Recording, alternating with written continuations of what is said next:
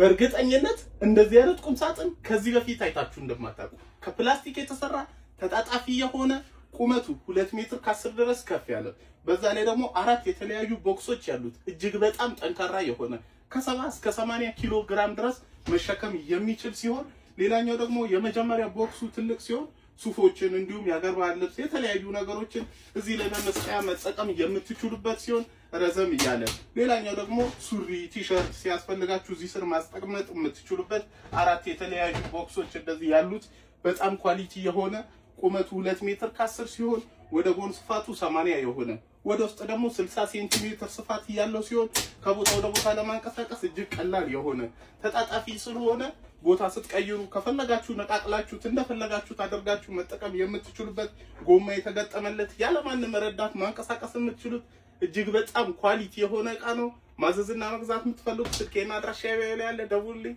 አመሰግናለሁ። መልካም ጊዜ